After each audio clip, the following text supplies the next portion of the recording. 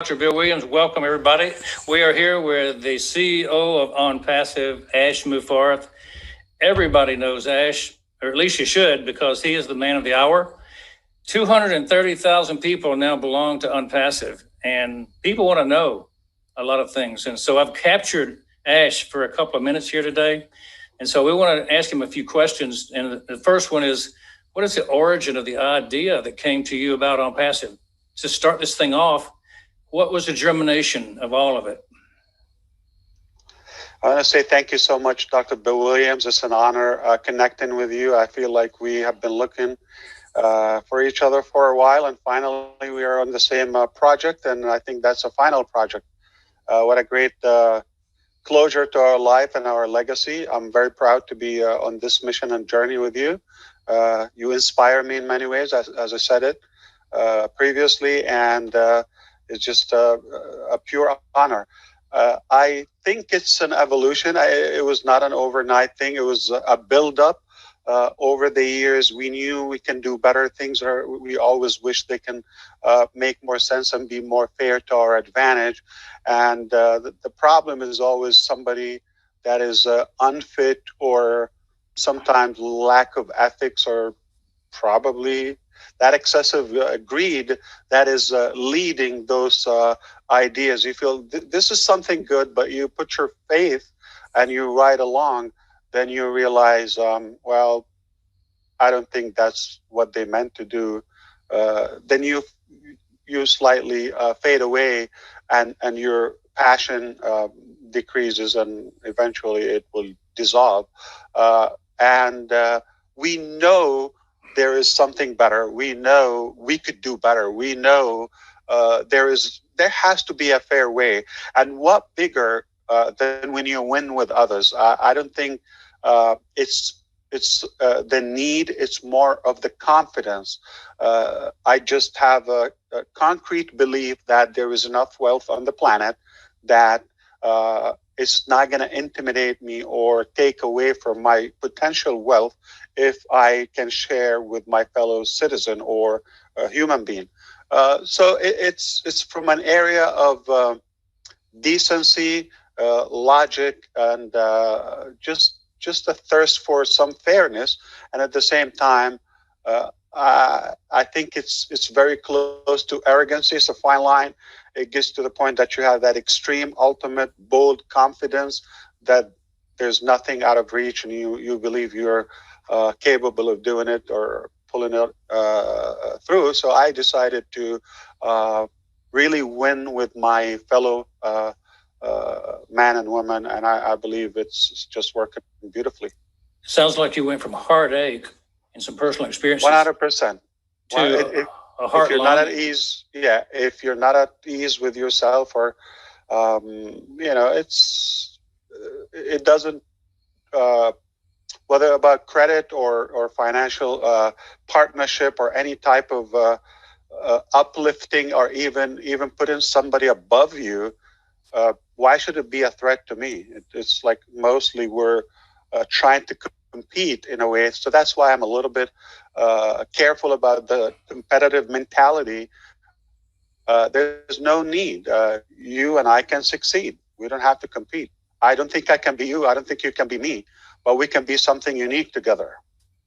What was your inspiration? Did you have some divine dreams, thoughts, something that came to you in the middle of the night? How did it actually come to be a germ in your mind? Well, as you know, everything comes from home. Your parents, your grandparents, is like your character is a build-up. It's not overnight. It's mostly we don't pick and choose what you want to follow in your principles or spiritual beliefs, and that whole set of your path. It's mostly we're infected.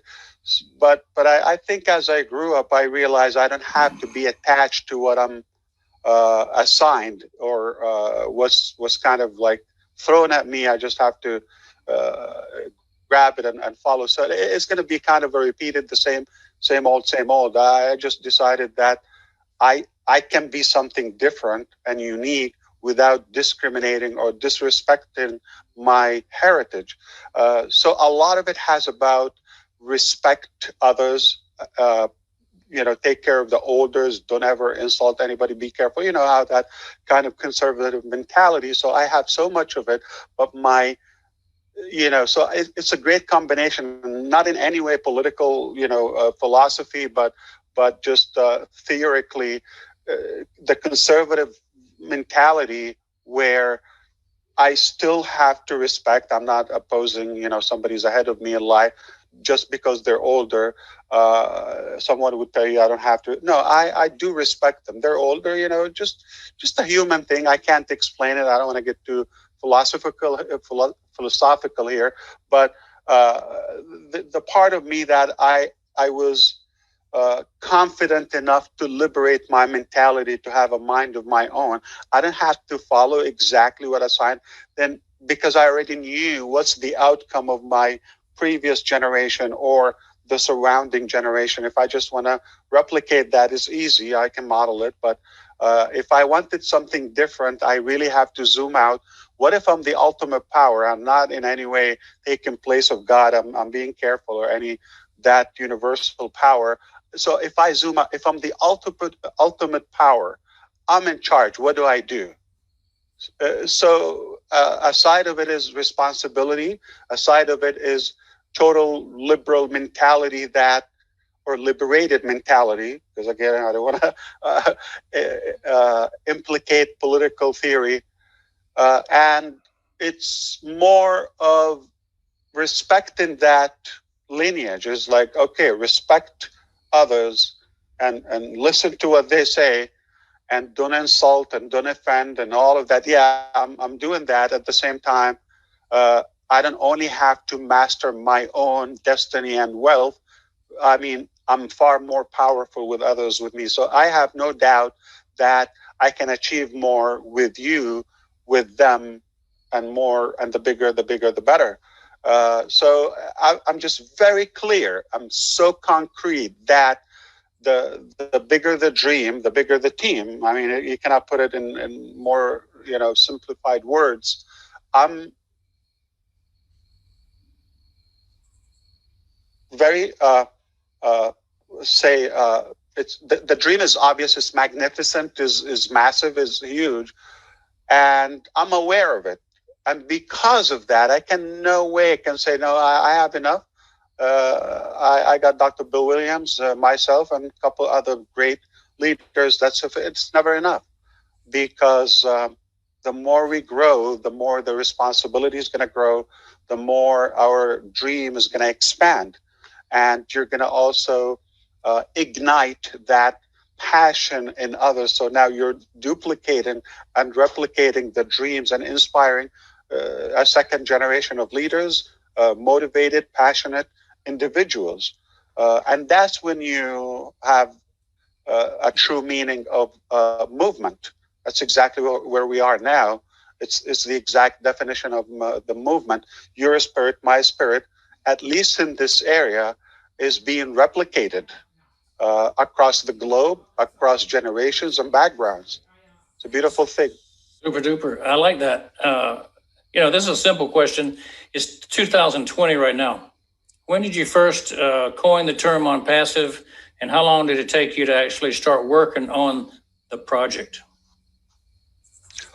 So the technical part is like, it was enough is enough. That spark was late 2017, 2018, right? Like winter. Okay. When I couldn't see myself following other ideologies. That's it. I said, we can do better. What was available at the time was not convincing. I just knew we could do better. So that was the turning point. Okay, you could say the last couple of months, exactly November, December of 2017. By spring 2018, I was able to have my family on board, because our life will never be the same in terms of it's not about us anymore. So I had to make sure we're all in it, because it's not my only decision. I had to get my family on board, and we agreed to give it our all. So we are 100% pledging to provide and deliver the best possible product. sitting in his basement, Bill Gates probably had a conversation. Sitting in his den, maybe Jeff Bezos had a conversation. So now, Ash, we're having a conversation. This might be something like sitting around the breakfast table with you. What are you going to tell people when they ask you, why did you bring this new complete economic system into the world, this thing you've called OnPassive? Why did you do that? And what do you hope to take it to? Where is your long-term vision? Well, I mean, though we don't worship money and finances, but I believe it's a powerful tool. We can all agree on that. Money can be an impactful tool in our life. We all agree on that. And that can be a very common desire between most of the global population. So I want to focus on the common things between us, on the common ground. I think we can all find things that we disagree on, but that's just going to divide us or weaken us in a way.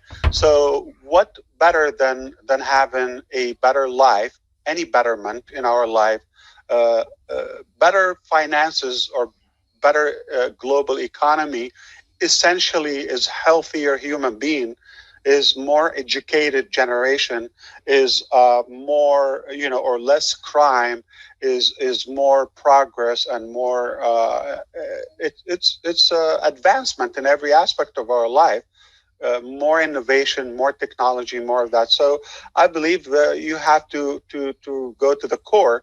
Money is just about the key to all those solutions. So I believe it can ease off a lot of stress in our life. And I don't think it's about taking care of one's personal issues. If you want to find a solution, you want to make sure that it is accessible to the vast majority of us, and those who are unfortunate, they cannot do it on their own, and you feel that if I somehow put that extra effort and pay a little bit higher price, I can also include those who are incapable of doing it on their own. And I feel it's an obligation. I believe it's sort of a cowardness if I know I can do it and I'm just turning my back to my fellow human being. Why? I mean, it's just a little bit more. Okay, it's hard anyway to do it for one, but no problem. Double the effort, double the time, the sacrifice, and now you make an impact. It's an honor. I feel I cannot see myself having the key to solve or stuck something and then I just preserve it. I feel it's selfish, and I wouldn't do it. I wouldn't sleep well. That is the origin of the OnPassive movement, as you just heard. We're entering the age of Ash. This is an amazing accomplishment, an amazing time. So OnPassive is, of course, amazing. So we'll leave it right there. And thank you, Ash, for this time today. And we're in it to win it, right? Absolutely. It's a pleasure always, Dr. Bill. Thank you so much.